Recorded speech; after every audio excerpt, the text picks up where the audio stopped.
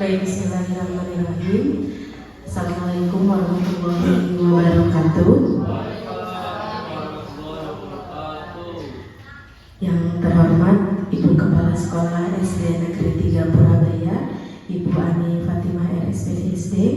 Yang saya hormati Bapak Ibu Guru SD Negeri 3 Purabaya, yang pada hari ini saya ucapkan terima kasih sebanyak-banyaknya yang tak terhingga. Bapak Ibu, pagi-pagi sekali mungkin di sela-sela kesibukan yang padat, Bapak Ibu bisa menyempatkan waktu untuk ikut hadir di sini.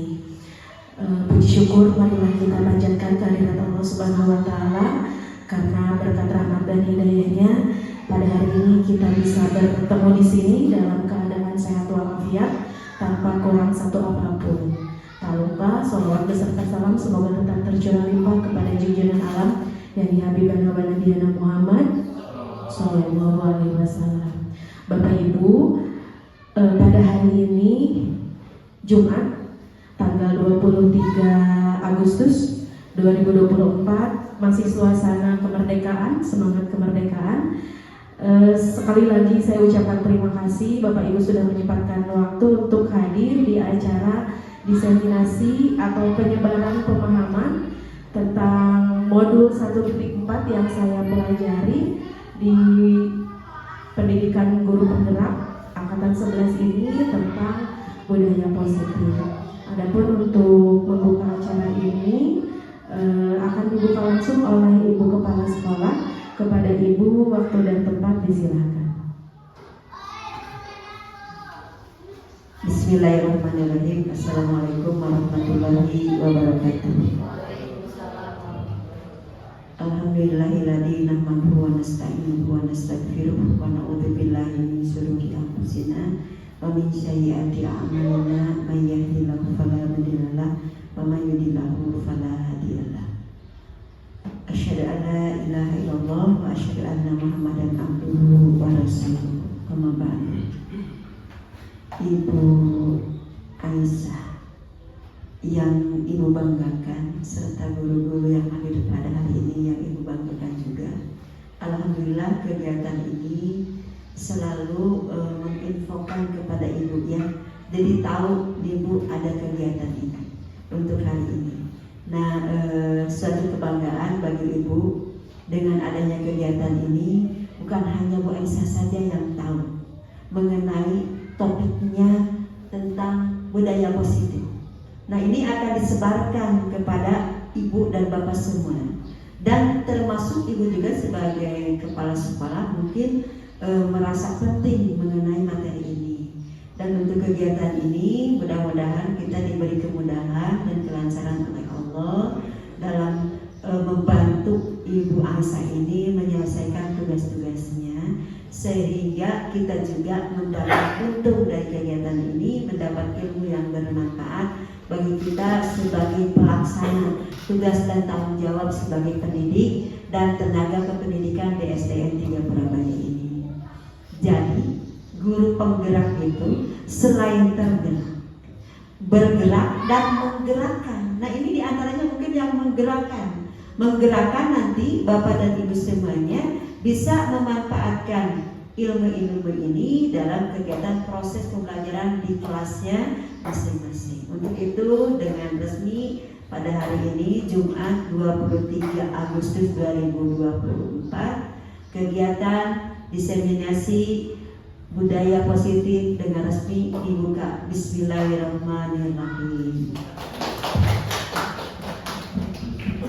Karena sudah dibuka, dikembalikan lagi kepada Ibu CGP Mangga Neng. Ya, Ibu terima kasih sudah secara resmi membuka kegiatan ini. Bapak Ibu, baik di sini saya bukan berarti lebih baik daripada Bapak Ibu, ya, bukan berarti lebih hebat, tapi di sini saya diamanahi untuk menyebarkan apa yang sudah saya dapatkan di pendidikan guru penggerak ini kepada rekan-rekan di sekolah masing-masing gitu. Jadi sekali lagi bukan berarti saya lebih hebat, bukan berarti saya menggurui, tapi kita sama-sama belajar di sini. Seperti itu. Baik, sudah siap Bapak Ibu, langsung saja ya. Pada kesempatan kali ini saya akan menyampaikan pemahaman saya tentang budaya positif yang sudah saya pelajari di modul 1.4. Mungkin di sini ada Ibu Siti yang sudah berpengalaman dan melewati ini juga. Kemudian juga kemarin Pak Ahmad sudah menyampaikan ini. Mungkin nggak apa-apa ya Ibu-Ibu, mudah-mudahan semakin tercerahkan gitu ya. Mudah-mudahan juga ada manfaatnya, baiknya khususnya untuk saya, umumnya untuk kita semuanya di sini. Baik Bapak Ibu, sudah sarapan? Sudah. Baik, agar sarapannya menjadi energi, menjadi tenaga, boleh berdiri dulu Bapak Ibu. Di sebelah sini aja, berdekatan atau 2 baris boleh, tapi harus berdekatan ini mah. Berdekatan ya. Iya. Di sini mungkin yang bagian depan ibu-ibu, bapak-bapak, karena nanti akan memegang ya. Nah, 1 baris begitu. Naon saya gitu mulai aduh, biar makanannya turun ke bawah gitu ya. Saya di mana? Mau di mana pokoknya? Di pelaminan. Oh, nanti. Amin. Baik. Bapak Ibu, kita akan menangkap Eli. Sahasi. Bu Eli teh. Ya, Bapak Ibu, coba diangkat tangan kanannya. Iya. Telunjuk kirinya? Enggak, masih diangkat, Pak. Ini ke sini. Ini ke sini. Si Eli awas. Siap ya?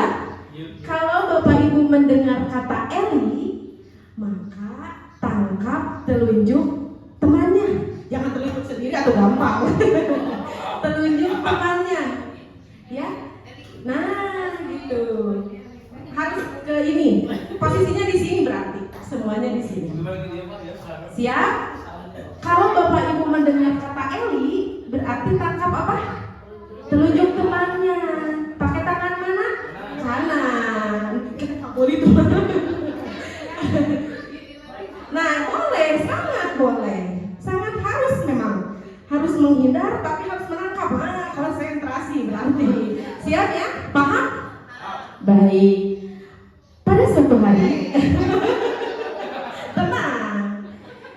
Hiduplah sebuah keluarga yang bahagia. Mereka memiliki 4 orang anak kembar yang bernama Ella, Elu, Eli. Ada yang ketangkap? Pak Ahmad mah ngajar mudahnya. Ngajar ditangkap kita masih gak ada. Dan Elo. Suatu ketika, siap lagi ya, tangannya masih siap. Suatu ketika, Eli sudah ada yang tertangkap, ada yang masih belum tertangkap. Weh, hebat. Belum. Siapa yang belum tertangkap? 1, 2, 3. Yang Eli lainnya udah tertangkap? Udah. Turunkan lagi. Suatu ketika lagi, 1 kali lagi. Naik, konsentrasi. Ella ingin pergi mencari makanan. Mereka memiliki sebuah ladang. Ella pergi ke ladang untuk mengambil singkong. Kemudian disusul oleh Elo.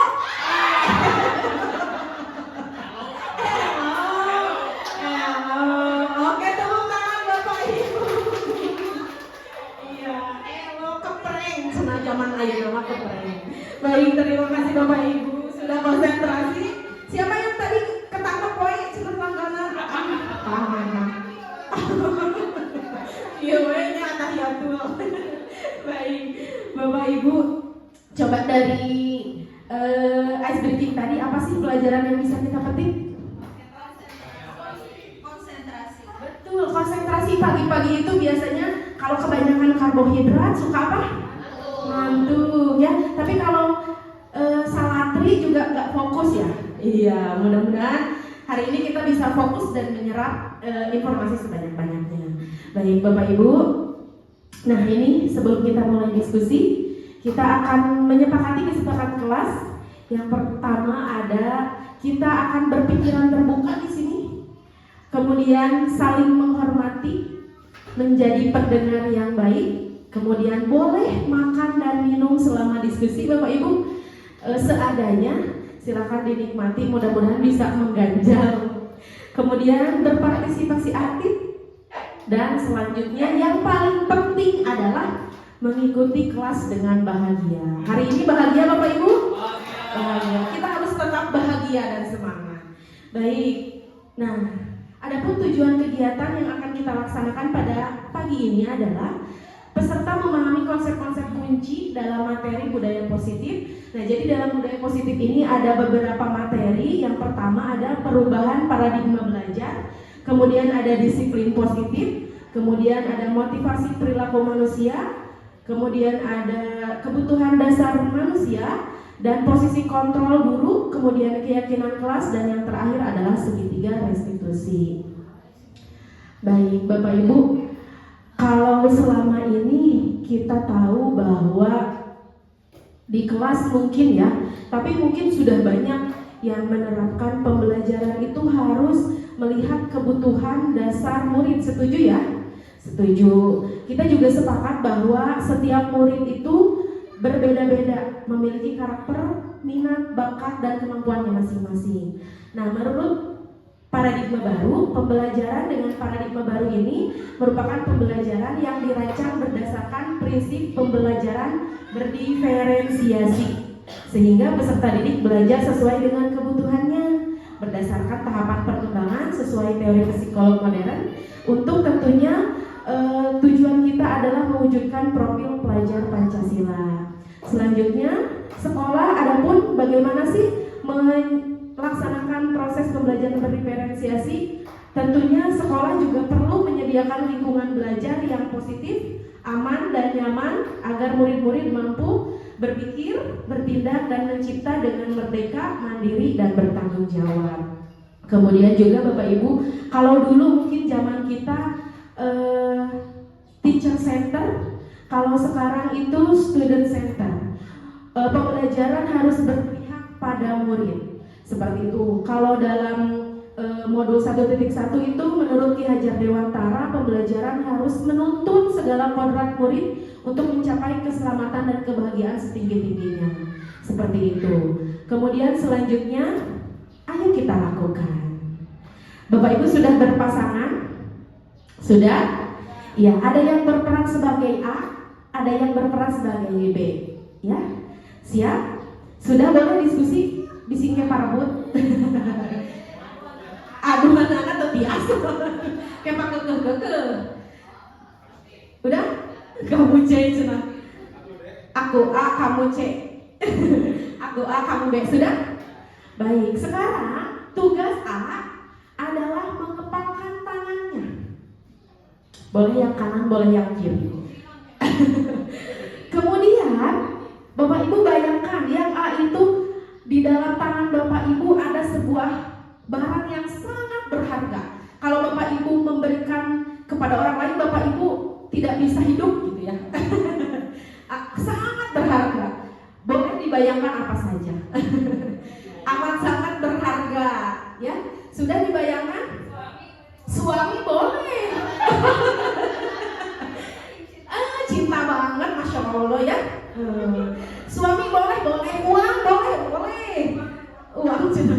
Terus apalagi kepercayaan cina aku boleh ya, apapun bebas.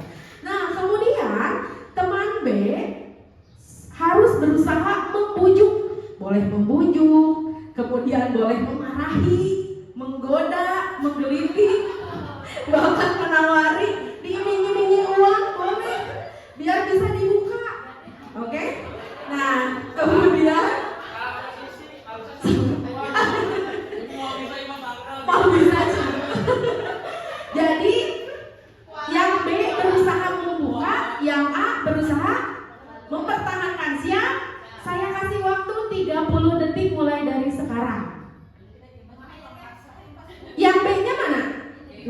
Ibu silakan dibujuk untuk dibuka. Nah, atau dikritik boleh, digoda boleh, dikasih uang boleh ya. Kalau mau uang cash, cenah Kris ada Kris. Sudah? Ada yang berhasil kebuka? Enggak. Sekarang gantian. Yang B sekarang mengepalkan tangannya, kemudian yang A berusaha membuka. Saya kasih waktu 30 detik lagi. Silakan.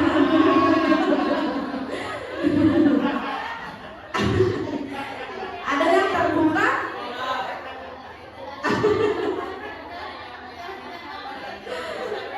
Ada yang terbuka?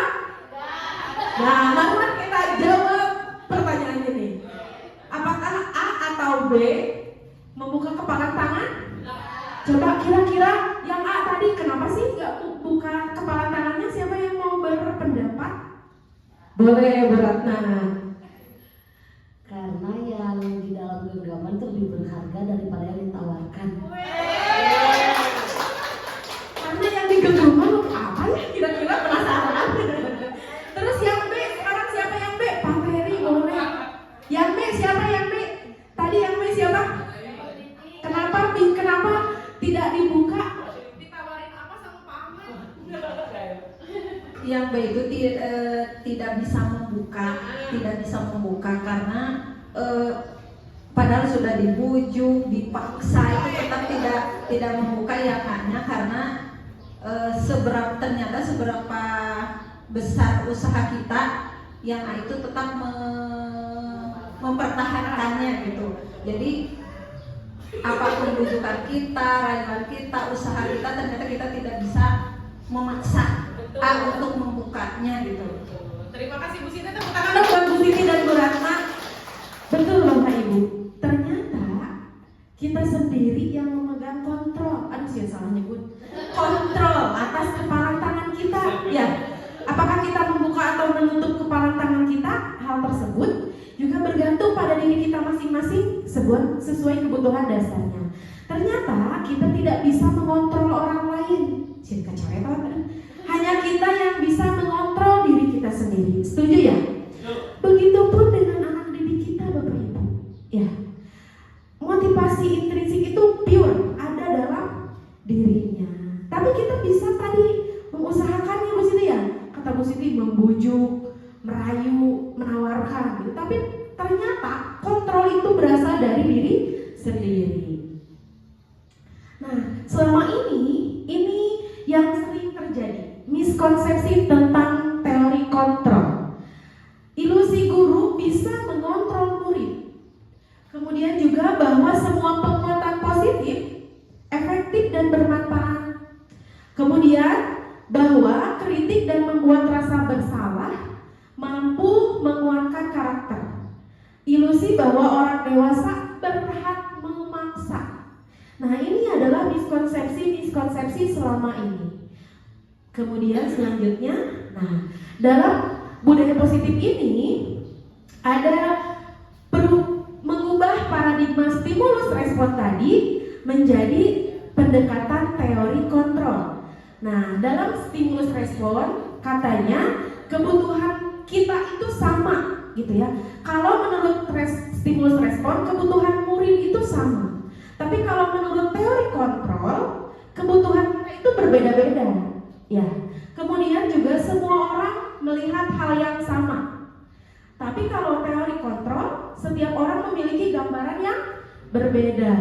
Kita mencoba mengubah orang agar berpandangan sama dengan kita selama ini. Tapi menurut teori kontrol kita berusaha memahami pandangan orang lain tentang dunia. Artinya adanya perbedaan pendapat itu tak apa. Terus perilaku buruk dilihat sebagai suatu kesalahan selama ini. Kemudian semua perilaku tentunya memiliki tujuan. Namun mau perilaku buruk, mau perilaku positif itu menurut teori kontrol itu semua perilaku memiliki tujuan. Orang lain bisa mengontrol saya.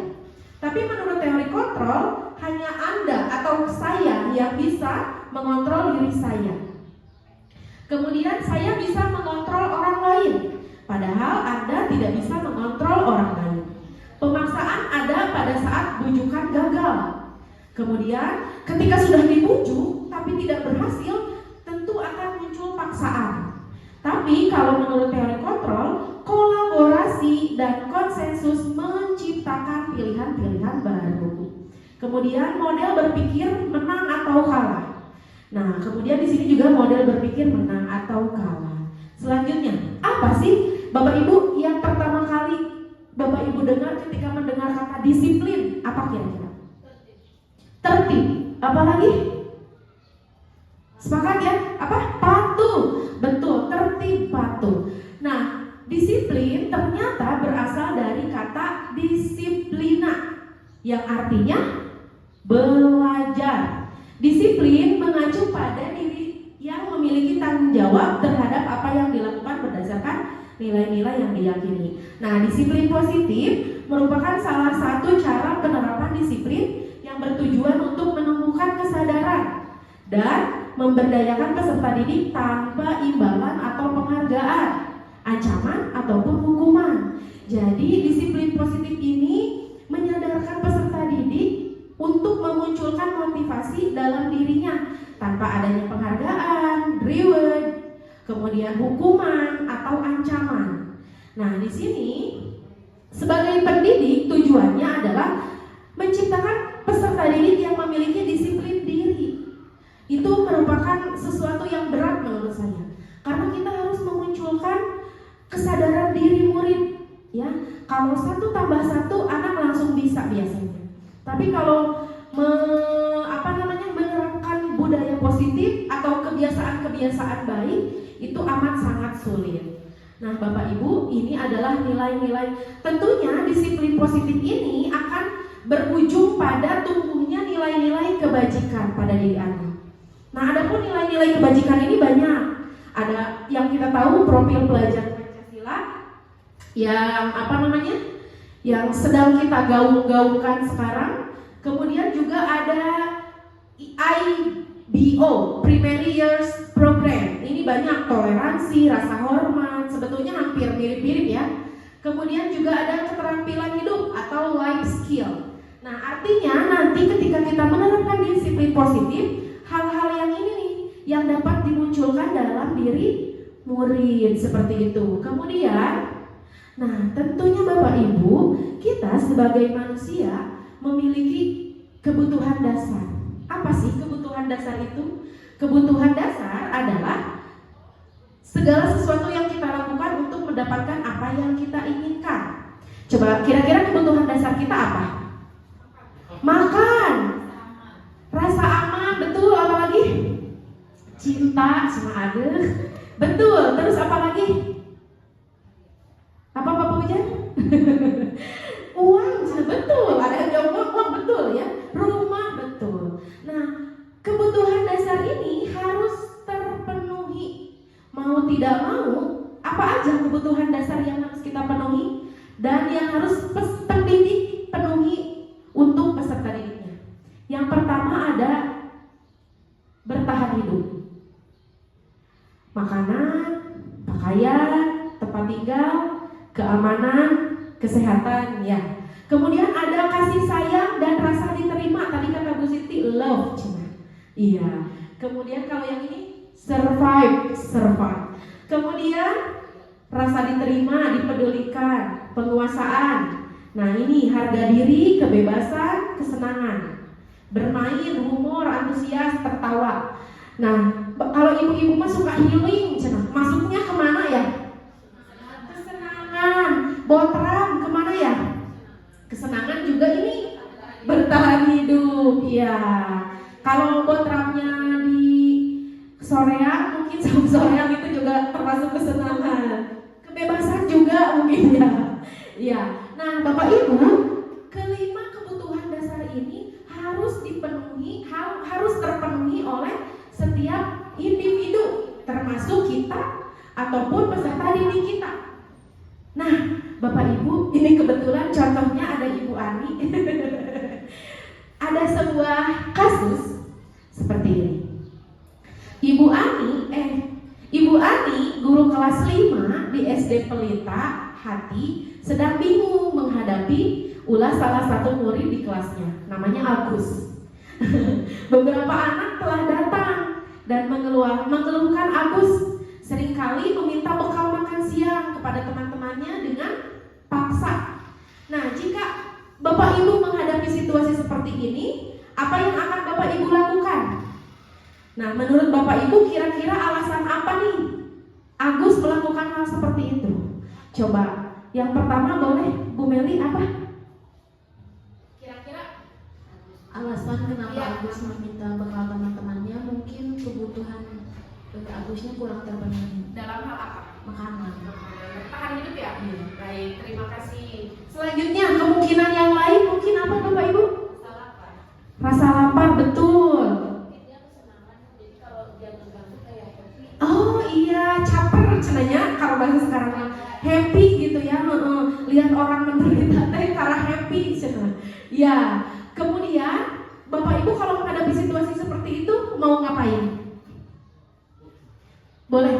Tanya dulu kepada anaknya kenapa dia berbuat seperti itu. Itu namanya apa pendekatan. Oh, pendekatan cenah. Mau pendekatan.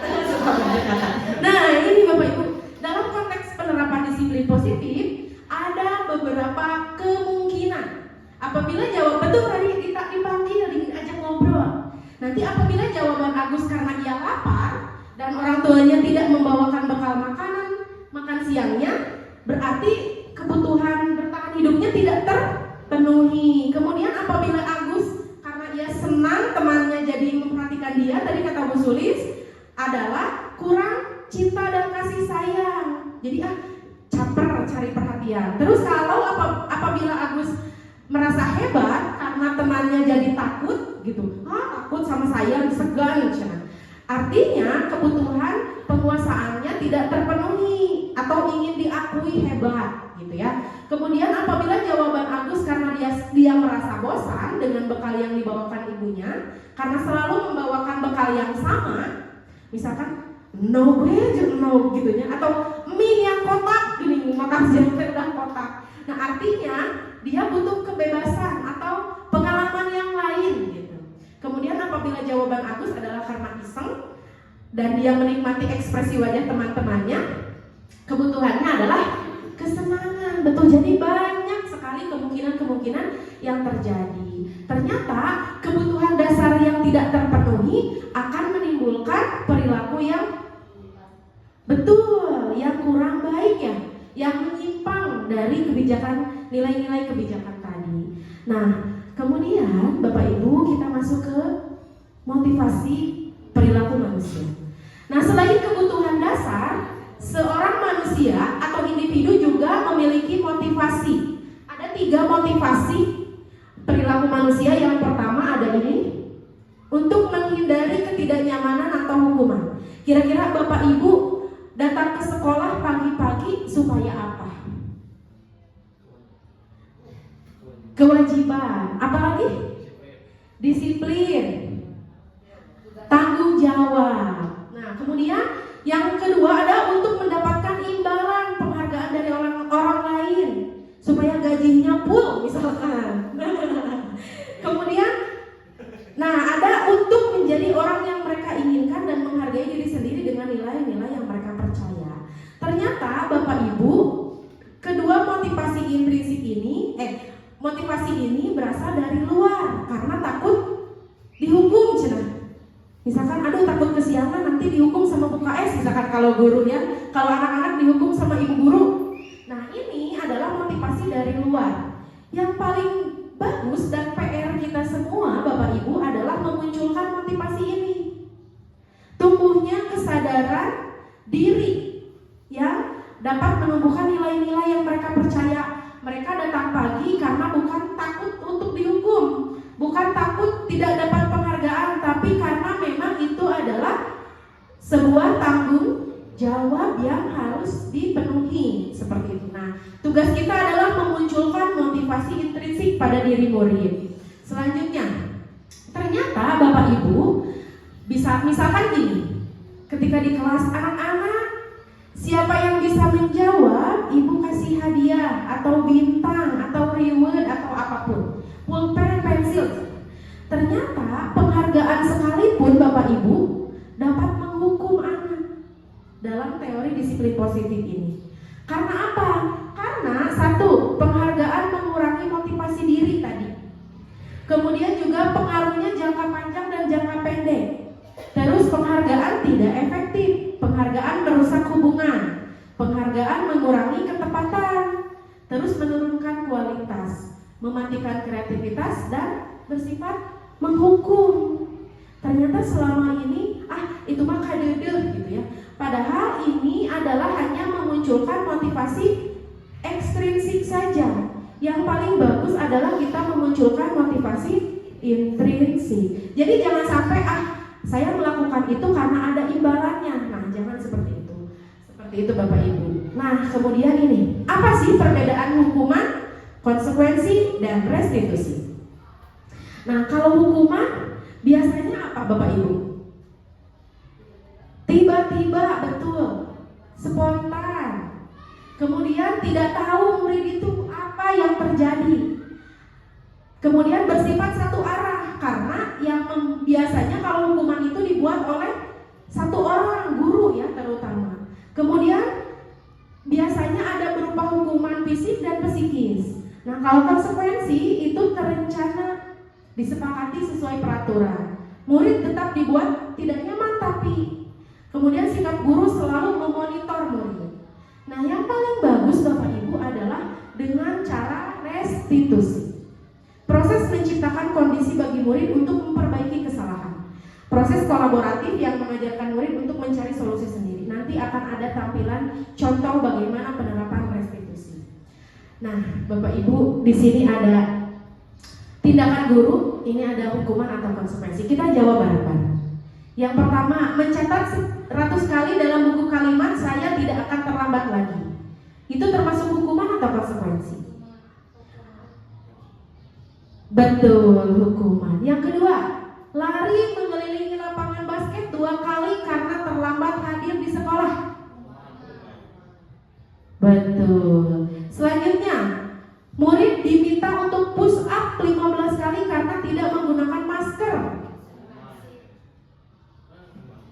Hukuman. Menggantikan kertas tugas teman yang telah dicoret-coret. Konsekuensi. Membersihkan tumpahan air di meja karena tersenggol.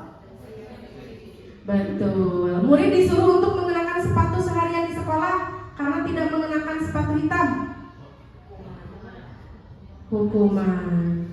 Lari mengelilingi lapangan basket 2 kali karena terlambat 10 menit untuk pelajaran PJOK. Konsekuensi. Nah, ini adalah contoh-contoh tindakan hukuman maupun konsekuensi. Bapak Ibu, kita akan ke sini. Kita sebagai guru memiliki kontrol atas murid kita. Tapi posisi kontrol ini mana yang paling baik? Mari kita bahas bersama-sama. Ada posisi kontrol penghukum, pembuat merasa bersalah, pemantau, teman, dan manajer. Nah, ini dia. Ada kasus tidak memakai atribut lengkap saat upacara. Nah, kalau Bapak Ibu menempatkan diri sebagai penghukum, itu anak disuruh hormat bendera selama 1 jam. Nah, ini relevan atau tidak dengan ini? Dibuat oleh siapa ini ya? Guru, satu pihak ya. Kemudian kita tidak bertanya kenapa mereka tidak memakai atribut ini. Kemudian kalau kita berposisi kita sebagai pembuat merasa bersalah, kita bilang berapa kali ibu harus memberitahu kamu selalu saja mengecewakan ibu. Nah, itu berarti posisi kontrol kita sebagai pembuat merasa bersalah. Pembuat itu murid. Nah, kemudian kita posisikan diri sebagai teman. Ayo dong ikuti aturan sekolah, tolong tolong bantu ibu. Ya, sekali ini, tolong aku ini ya. Sudah tidak apa-apa, lain kali jangan sampai berbuai. Aduh, jam 11 malam berbuat seperti ini lagi ya. Nah, itu posisi kita sebagai teman. Kemudian sebagai pemantau, kamu sudah melanggar peraturan sekolah, kamu tahu konsekuensinya. Setelah upacara, kamu beli atributnya di koperasi dan jangan diulang lagi. Kemudian sebagai manajer, apakah kamu tahu kesalahanmu? Kira-kira bagaimana kamu memperbaiki kesalahanmu? Nah, Bapak Ibu, dari kelima posisi kontrol ini mana yang paling baik? Manajer. Kenapa manajer? Coba kira-kira kenapa ya? Betul. Di sini kita melihat memvalidasi kesalahan dia. Apakah dia tahu kesalahannya gitu? Jangan kamu hormat bendera padahal apa kesalahan saya gitu ya. Terus juga ini mencari solusi bersama. Betul. Posisi yang paling baik adalah manajer. Memang sangat membutuhkan waktu yang lama Bapak Ibu. Beda ya kalau dulu kita mungkin mengalami penghapus melayang, ngobrol di belakang sama guru teh, gitu ya. Terus jebret gitu ya. Tampar, ada mungkin disetrap ya. Gini ya Bu ya. Nah, iya itu disetrap sudah zaman dulu. Ditampar. Nah, betul. Oh ya Allah, iya.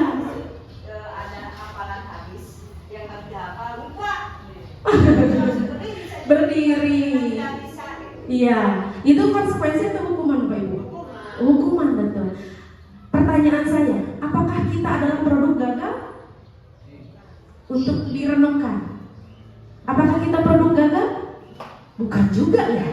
Ternyata bukan juga. Justru apa namanya? Kita itu dididik seperti itu, apa namanya? Menjadi seseorang yang lebih kuat gitu. Tapi apakah itu bagus untuk mental kita? Psikis kita? Ya, mentalnya kuat ya kuat. Nah, Bapak Ibu, pendidikan itu harus menyesuaikan perkembangan zaman. Kalau dulu mungkin bukan berarti tidak ada apa namanya psikolog ya, bukan berarti tidak ada psikologis, ilmu psikologis bukan. Tapi sekali lagi menurut Ki Hajar Dewantara, pendidikan itu harus disesuaikan dengan perkembangan zaman. Dan sekarang mah zamannya harus lemah lembut gitu ya. Kemudian juga berbenturan mungkin dengan hukum. Kalau saya lihat Bu Siti ngobrol di sini, peletak, macam tadi dia. Coba, lalu di penjara sama saya ya. Nah, sekarang itu berbenturan dengan hukum. Kemudian juga ilmu psikolog itu berkembang. Psikologis anak, mental anak, insya Allah, bukan insya Allah ya, pasti kena gitu ya, menimbulkan bekas trauma, betul. Nah, maka dari itu kita harus mampu memposisikan diri sebagai manajer. Selanjutnya kita akan menjawab ini Bapak Ibu. Tadi dari 5 posisi kontrol ini, saya kecewa sekali dengan kamu. Ini posisi kontrolnya apa? Betul, pembuat merasa bersalah. Kemudian ini, kamu tidak pernah benar melakukannya. Kira-kira apa ya? Tadi teh ada penghukum, ada pemantau, ada teman, penghukum, betul. Kemudian apa rencanamu untuk menyelesaikan masalah ini? Manajer, udah pada pinter Bapak Ibu. Kemudian ayolah lakukan demi Bapak Ibu. Teman. Kemudian kamu tidak pernah mendapatkan nilai jika tidak mengerjakan tugas. Apa ya? Pemantau. Ya. Jadi, nah ini sebelum kesini, posisi yang paling baik sekali lagi adalah posisi yang mana Bu Ibu? Manajer. Kemudian kita kesini. Bagaimana kita dapat menumbuhkan nilai-nilai kebajikan ya dalam diri murid? Salah satunya adalah dengan keyakinan kelas. Tapi kenapa keyakinan kelas bukan peraturan kelas? Kira-kira kenapa ya? Bu Siti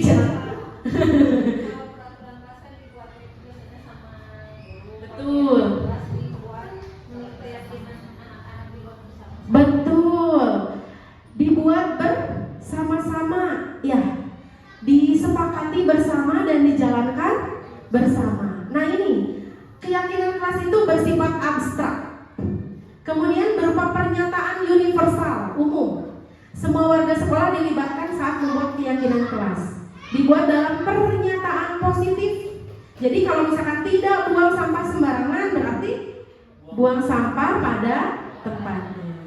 Kemudian sedikit saja agar mudah diingat, sesuai dengan kondisi kelas dan sekolah sehingga mudah diterapkan. Karena ini berangkat dari anak-anak, ini disepakati oleh anak-anak dan dijalankan oleh anak-anak. Tugas kita adalah untuk membimbing bagaimana anak-anak ini dapat mematuhi keyakinan kelas ini. Contoh keyakinan kelas, ada disiplin, datang tepat waktu setiap pagi ke kelas dan sekolah, bertanggung jawab, tertib memakai seragam, menghargai dan menghormati guru, teman, dan semua warga sekolah, menjaga kebersihan dan bersikap sopan santun dan lain-lain. Ini adalah keyakinan kelas saya. Contohnya seperti ini. Bersifat abstrak ini kan ini ya disiplin. Itu tidak terlihat tapi memang bisa dilihat dan dijalankan gitu ya. Nanti bisa timbul dengan kebiasaan. Nah, Bapak Ibu mungkin kalau ini mungkin sudah ya Bapak Ibu, kemarin kita sudah bimtek Bu Siti ini materi yang luar biasa dan sangat bermanfaat. Ini sudah mungkin ya, sudah Bapak Ibu sudah melaksanakan. Nah, Bapak Ibu, kita akan mengenal segitiga restitusi. Apa sih segitiga restitusi itu? Nah, segitiga restitusi itu adalah suatu proses dialog antara guru dan murid untuk apa? Untuk menghasilkan murid yang mandiri dan bertanggung jawab. Bapak Ibu pernah gak Bapak Ibu lihat di kelas muridnya ngobrol asik, terus lari-lari, apalagi mungkin kelas bawah ya, kelas rendah. Kemudian misalkan abis istirahat nih, nah ini ke mana kosong hiji misalkan gitu. Pernah tidak? Pernah ya, kemana gitu ya. Kira-kira apa yang Bapak Ibu lakukan? Memanggil, lalu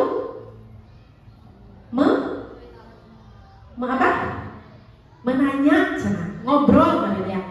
Nah, Bapak Ibu, kasus-kasus seperti itu bisa diselesaikan dengan segitiga restitusi. Ada 3 langkah dalam menerapkan segitiga restitusi. Yang pertama ini ada ciri-ciri restitusi.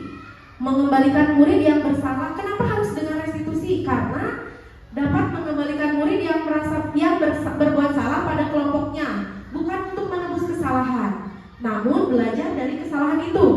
Terus memperbaiki hubungan, tawaran, bukan paksaan. Restitusi menuntun untuk melihat ke dalam diri, kemudian mencari kebutuhan dasar nih. Apa sebenarnya kebutuhan dasar yang tidak terpenuhi? Kemudian adalah cara yang paling baik. Kemudian fokus pada karakter, bukan tindakannya, bukan kesalahannya. Kemudian restitusi juga fokus pada solusi. Nah, Bapak Ibu, segitiga restitusi ini ada 3 langkah. Yang pertama ada menstabilkan identitas. Nah, ketika tadi misalkan contoh ada anak yang mengobrol, pertama yang harus kita lakukan adalah memanggil anak itu, mengajak ngobrol. Kemudian ini kalimat-kalimat yang bisa kita gunakan. Berbuat salah itu wajar, nggak apa-apa. Semua orang pernah berbuat salah, ya. Tidak ada manusia yang sempurna. Jangan langsung menghakimi, kamu salah, gitu. Tidak, tapi kita stabilkan dulu identitasnya. Kemudian Bapak Ibu juga, misalkan gini, nggak apa-apa. Bapak Ibu juga pernah melakukan kesalahan. Kamu berhak merasa begitu. Oh iya, kenapa kamu berantem misalkan? Terus kata anak-anak jawabannya karena ini. Oh iya, kamu berhak merasa begitu. Misalkan kesel nih sama temannya diejek, kita kuatkan. Kamu berhak merasa begitu. Terus Bapak Ibu tidak mau mencari siapa yang salah, dikuatkan lagi dengan ini. Tapi Bapak Ibu ingin mencari solusi dari permasalahan itu. Nah, ini menstabilkan identitas ini berdasarkan prinsip membuat kesalahan adalah bagian dari proses pembelajaran. Kemudian setelah distabilkan identitasnya, divalidasi tindakan yang salah. Nah, kita tanya, apa sih alasan kamu berbuat seperti itu? Atau kamu pasti punya alasan melakukan hal itu, padahal kamu bisa melakukan yang lebih buruk dari ini ya, gitu. Kalau misalkan dia marah gitu, oh iya, kalau temannya seperti itu kamu bisa loh berbuat lebih buruk dari ini gitu. Kemudian kamu patut bangga karena telah melindungi sesuatu yang penting bagimu. Kamu melakukannya karena mempertahankan sesuatu yang penting bagimu gitu. Jadi kita tanya, gali apa motivasi dia melakukan itu. Kemudian, nah di sini validasi tindakan yang salah ini kita berupaya memenuhi kebutuhan tertentu. Selanjutnya, ketika kita sudah memvalidasi tindakannya yang salah, kita menanyakan keyakinan kelas, keyakinan yang sudah kita sepakati. Kira-kira apa keyakinan kelas kita yang diingatkan lagi? Karena tadi sudah membuat keyakinan kelas, di-recall ulang. Apa ya keyakinan kelas yang sudah kita buat? Nilai-nilai apa nih yang telah kita sepakati bersama? Kemudian seperti apa gambaran sebuah kelas yang idealnya? Jadi kita tanya balik, kamu ingin seperti apa? Kamu ingin jadi orang yang seperti apa? Kelas yang bagaimana yang kamu impikan? Kemudian kamu ingin menjadi orang yang seperti apa tadi sudah.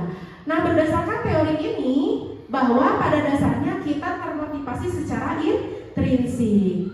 Nah, Bapak Ibu, ini ada contoh penerapan segitiga restitusi. Oh, bukan. Oh, tidak terdengar ya? Nah, ini adalah salah satu contoh segitiga restitusi. Saya ceritakan. Ini Dennis ini saya sudah minta izin kepada dua anak itu untuk ditampilkan karena Bapak Ibu perlu diingat bahwa anak-anak kita punya privasi. Ya, ketika kita memvideo, ketika kita memfoto, jangankan memvideo tindakan yang tidak benar gitu ya. Memfoto atau memvideo anak-anak, kita harus menjaga privasi mereka, izin kepada mereka.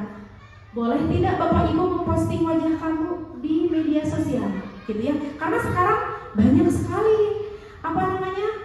di media sosial itu dicomot videonya, gitu ya, disalahgunakan. Nah, Bapak Ibu, kita sebagai guru perlu minta izin. Nah, ini adalah kasus Dennis sama Bima mengobrol di kelas pada saat temannya sedang presentasi gitu. Nah, ternyata setelah saya tanya, alasannya adalah karena kenapa Dennis menceritakan itu? Ternyata Bima ingin tahu. Dennis kemarin habis liburan dari pantai, jadi mereka asik ngobrol berdua. Terus saya coba tanya, apakah boleh ketika orang sedang berbicara, kita berbicara gitu? Apakah tindakan kita sebaiknya harus bagaimana? Nah, itu kita menggali tindakan mereka, tahu nggak mereka berbuat salahnya di mana? Nah, kemudian saya bilang bahwa saya akan menyediakan waktu kalau Dennis mau ngobrol, menceritakan di depan kelas gitu. Itu juga sebagai sebuah tawaran solusi. Kemudian, nah ini saya menawarkan Dennis untuk bercerita gitu ya. Saya tidak menyalahkan bahwa bercerita pengalaman itu sesuatu kesalahan, tidak. Tapi saya mencoba memberi kesempatan. Nah, ternyata dari sini saya menanyakan kepada kedua anak saya ini keyakinan kelas apa yang berkaitan dengan tadi. Mereka bilang dengan tegas gitu ya, tanpa saya kasih tahu bahwa karena di dalam keyakinan kelasnya ada menghargai orang lain atau satu berbicara yang lainnya mendengarkan, mereka langsung bilang bahwa oh iya, harus saling menghargai. Nah, di sini saya menanyakan keyakinan kelas ini. Memang Bapak Ibu sangat sulit gitu ya, sangat sulit melakukan hal ini karena tugas kita adalah memunculkan motivasi intrinsik. Kalau kata Bu Siti, keyakinan kelasnya jangan hanya dibuat lalu jadi pajangan, tidak ya Bu Siti ya. Tapi juga harus terus diupayakan, diingatkan. Gitu. Memang sangat sulit gitu ya. Sangat membutuhkan waktu lama gitu ya. Kita pasti diulang lagi gitu. Pasti ada seperti itu, tidak sekali langsung anak teh patuh, tidak. Tapi terus diupayakan gitu. Dengan cara segitiga restitusi. Nah, Bapak Ibu, kita sampai di slide ke-50 ini. Betul. Ini slide ke-50. Penerapan sekali lagi. Disiplin positif itu hendaknya tentu guru harus memiliki kesadaran terlebih dahulu. Saya ingin murid saya bagaimana gitu. Kemudian saya harus menjadi guru yang seperti apa. Tentu harus punya kepribadian yang baik, punya profesionalitas yang tinggi, dan sosial. Karena ini restitusi ini harus diselesaikan dengan kolaborasi, baik dengan orang tua, dengan murid, dengan rekan yang lain mungkin ya. Dan kita harus merefleksikan diri dalam posisi kontrol saat ini. Saya juga pada saat modul ini saya merenung, oh iya ya, ternyata selama ini saya menganggap bahwa saya menempatkan posisi sebagai teman juga belum tepat gitu ya, belum efektif gitu ya. Nah, kita sebagai guru perlu menjadi among atau manajer yang menuntun murid-muridnya menjadi insan yang mandiri, merdeka, dan bertanggung jawab. Nah, ini adalah tujuan dari disiplin positif. Seperti itu tadi, ada keyakinan kelas, kemudian posisi kontrol. Ini perlu melibatkan banyak pihak.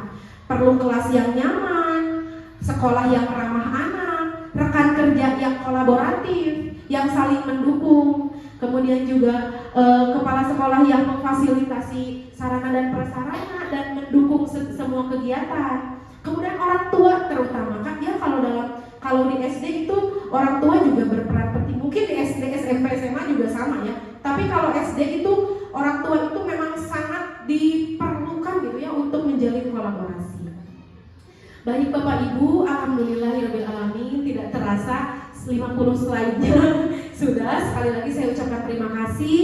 Mudah-mudahan apa yang saya sampaikan tadi bisa bermanfaat dan ada informasi yang atau ilmu yang bisa didapatkan. Sekali lagi, kita adalah seorang pengukir. Kalau pemahat itu mungkin mengukir di atas kayu ya, yang mungkin 1 bulan, 2 bulan itu bisa langsung indah, bisa langsung jadi ukirannya, bisa langsung dipajang dan dinikmati.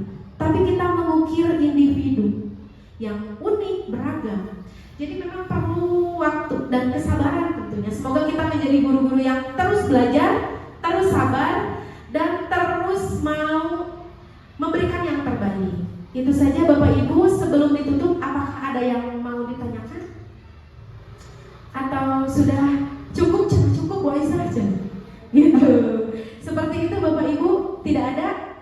Baik Bapak Ibu, sekali lagi saya mengajak Bapak Ibu untuk terus menciptakan pendidikan yang menuntun segala kodrat anak menjadi insan atau manusia masyarakat yang mencapai kebahagiaan setinggi-tingginya. Semangat Bapak Ibu, semoga kita selalu sehat, selalu dimudahkan segala urusannya, dan dilancarkan segala hajat hidupnya. Seperti itu, terima kasih. Sekali lagi saya ucapkan terima kasih Ibu Kepala Sekolah, Bapak Ibu Guru yang sudah menyempatkan hadir. Mudah-mudahan sekali lagi kegiatan ini dapat bermanfaat, khususnya bagi saya, umumnya bagi kita semuanya. Billahi taufiq wal hidayah. Wassalamualaikum warahmatullahi wabarakatuh.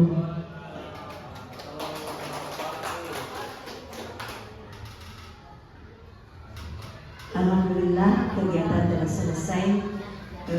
Insya Allah sangat bermanfaat bagi kita semua, karena ini adalah ilmu dan bisa dilaksanakan di kelasnya masing-masing. Dengan berakhirnya kegiatan ini, maka dengan resmi kegiatan penyebaran budaya positif ditutup. Alhamdulillah. Baik Bapak Ibu, boleh kembali ke kelasnya. Sekali lagi nuhun pisan. Tapi kayaknya mau dipoto dulu ya.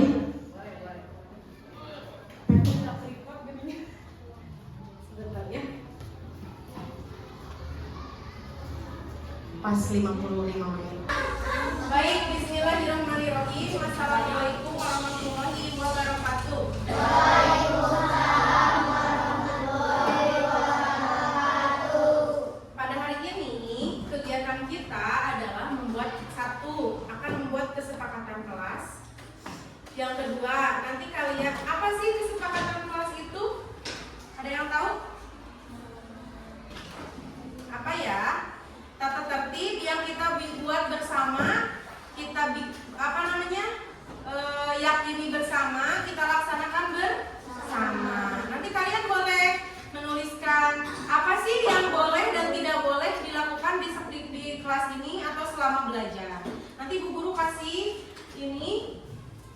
nyok yang berwarna-warni ini. Misalkan, Tidak boleh berkata kasar. nah betul. Nah, tidak boleh berkata kasar. Nanti kita akan rubah kata-katanya ya menjadi kata yang positif. Tapi kalian hari ini tuliskan dulu aja di sini, oke? Nanti setelah dituliskan di sini boleh ditempel di karton. Silakan mau ambil warna apa bebas.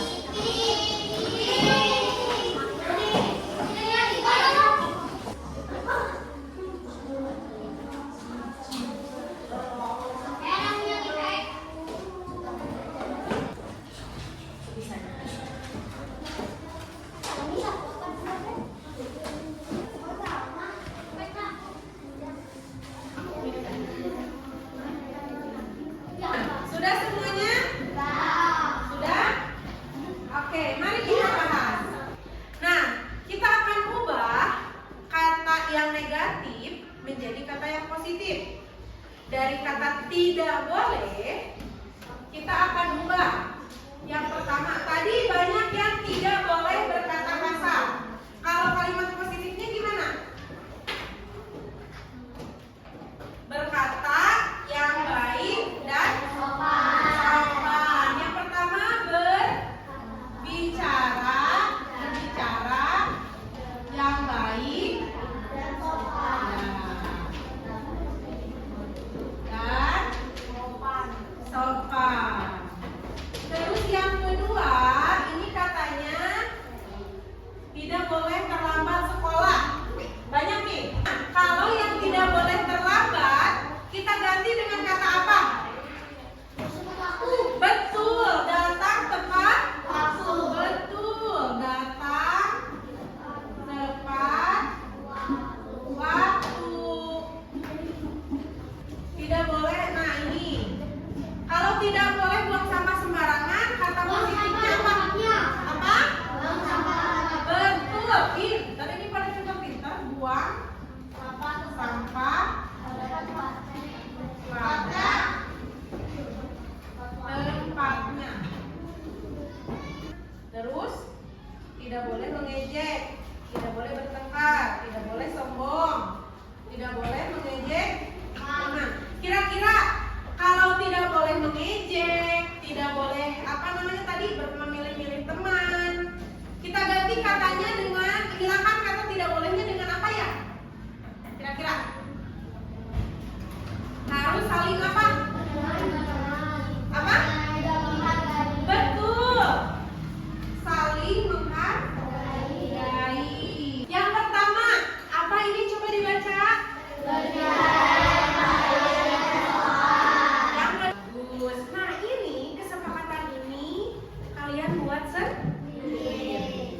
Ya, bukan ibu yang buat kalian harus begini bukan ya?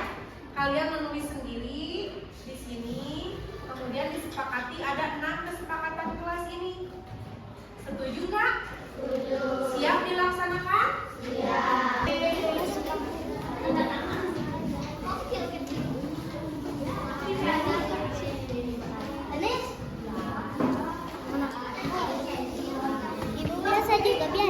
Boleh? Pakai pulpen. Iya boleh.